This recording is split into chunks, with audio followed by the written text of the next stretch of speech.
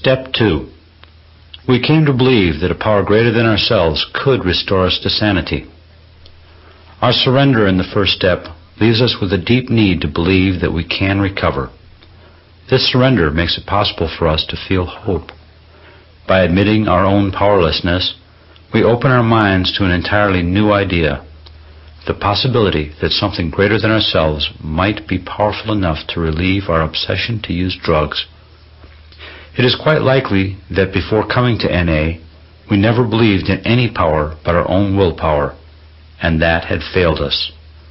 NA introduces us to a new understanding. We draw hope from this understanding and begin to comprehend what it means to believe that a power greater than ourselves can restore us to sanity. We find additional hope by listening to other recovering addicts. We can relate to where they've been and draw hope from who they've become. We listen closely at meetings and become willing to apply what we hear to our own lives.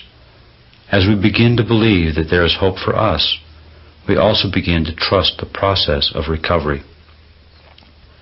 Our white booklet states, "There is one thing more than anything else that will defeat us in our recovery. This is an attitude of indifference or intolerance towards spiritual principles.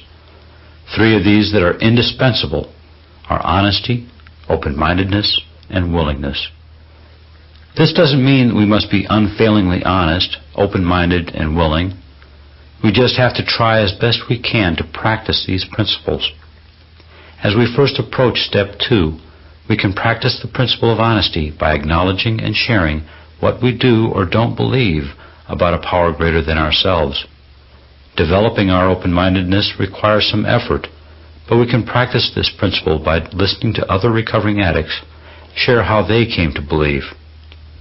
For many of us, the willingness to try something new came about simply because we were so tired of our old ways.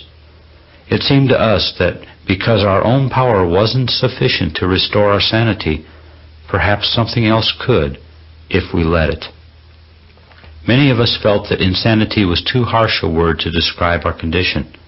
However, if we take a realistic look at our active addiction, we'll see that we have been anything but sane. For the most part, our perceptions were not based in reality. We viewed the world around us as a hostile environment.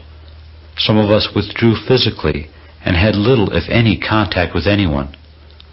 Some of us went through the motions of life, but allowed nothing to touch us emotionally. Either way, we ended up feeling isolated.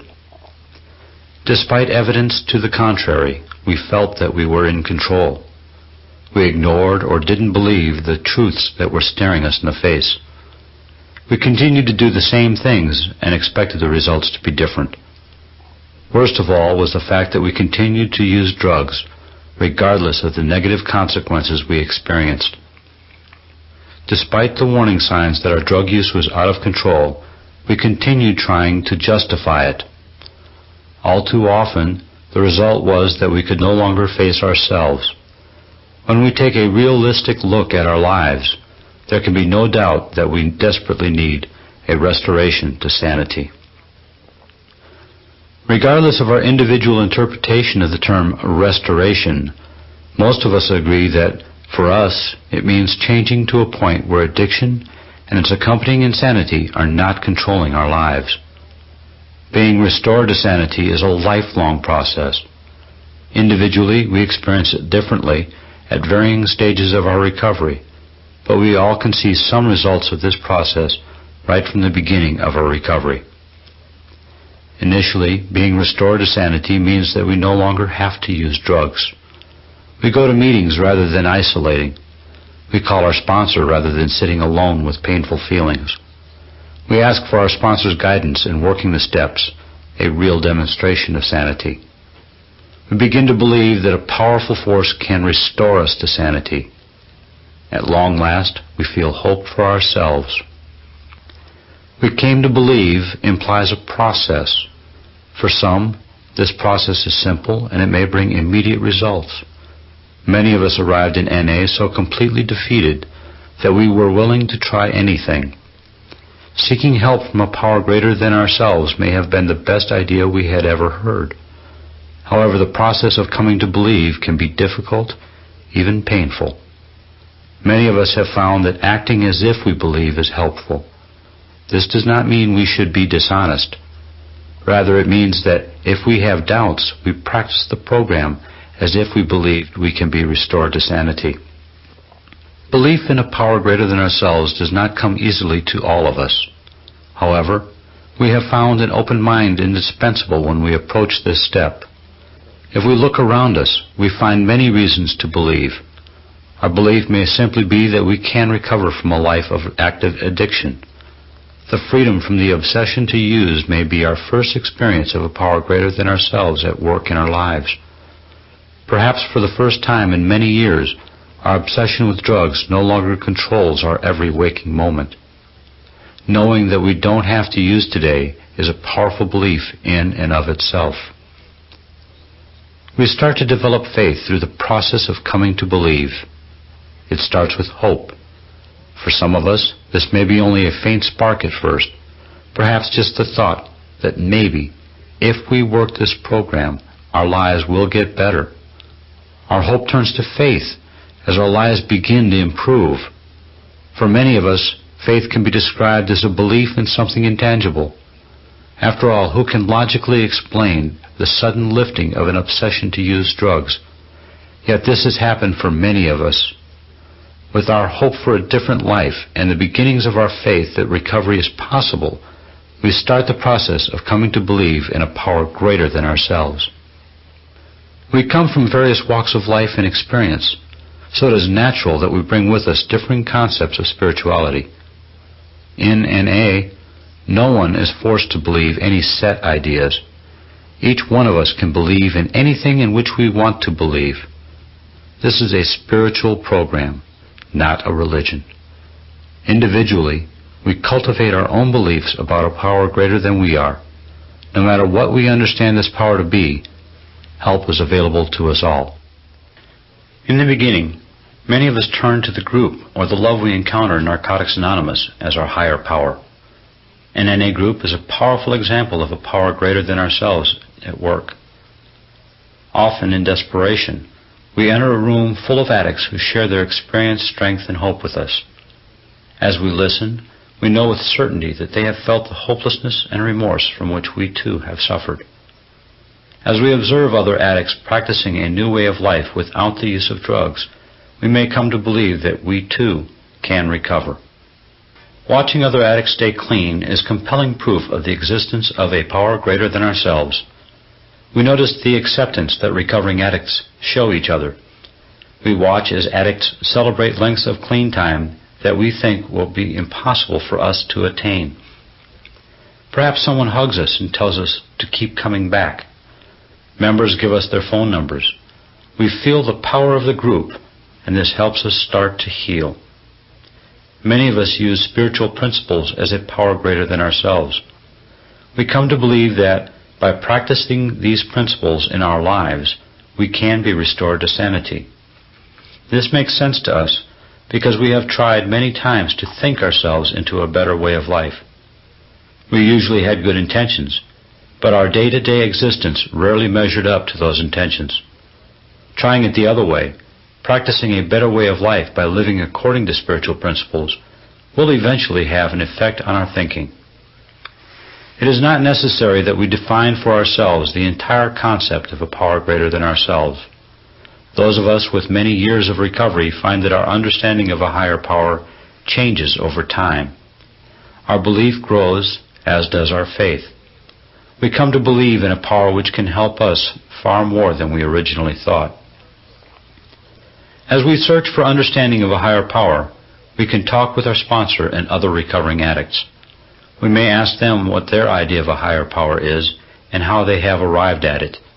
This may open our minds to possibilities we hadn't considered before. While it is useful to question others about their spiritual beliefs, we must remember that our understanding of a power greater than ourselves is up to each individual. Others can help us.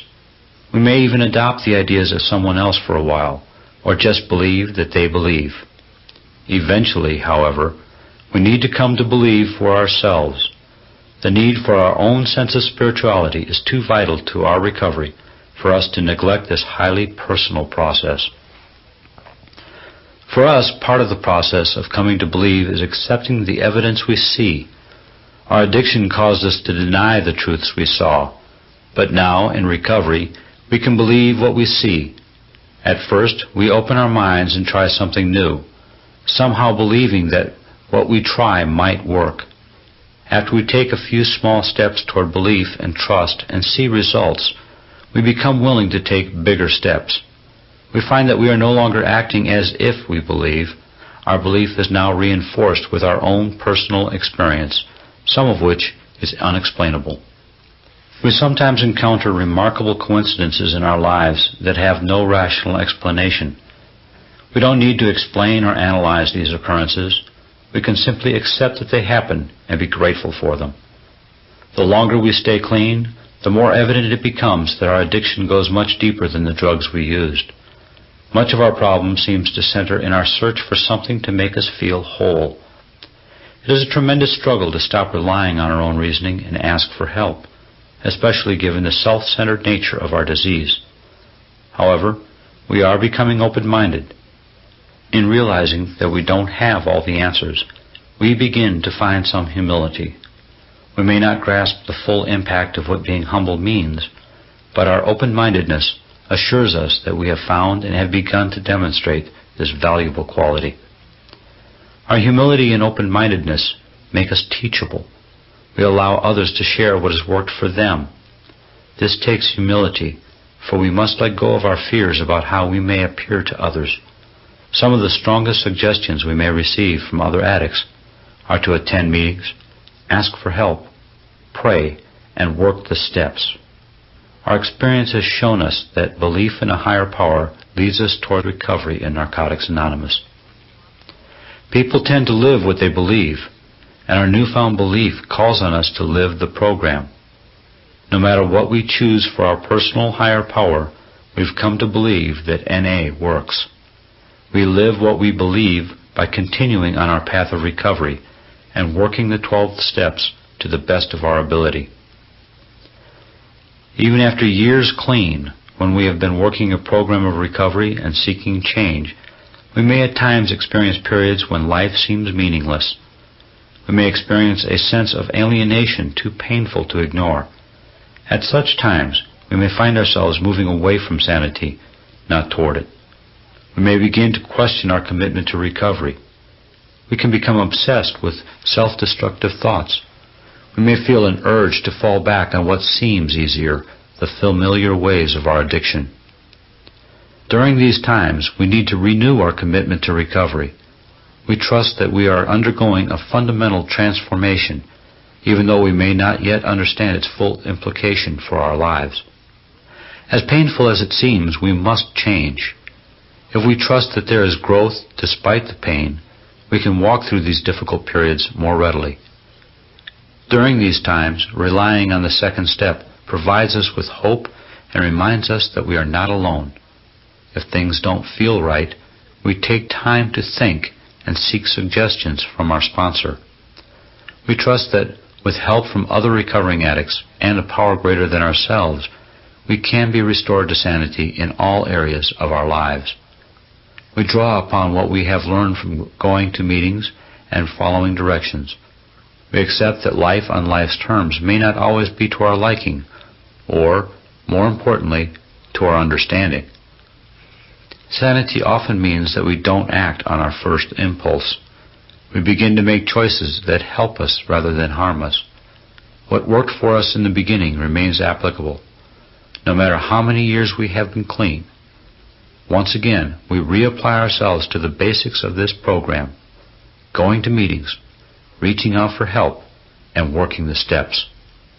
Although we may feel despair, there is hope. A power greater than ourselves is always available to us. Along with the hope we derive from working step 2, we find that our way of thinking is undergoing a radical change. The whole world looks different. Where before we had no reason to hope, we now have every reason to expect a dramatic difference in our lives. By being open-minded, we've opened ourselves to new ideas. We've stepped away from the problem and toward a spiritual solution. This solution is evidenced by our open-mindedness and our willingness to believe in a power greater than ourselves. We must now go on to step 3, to develop a relationship with the God of our understanding.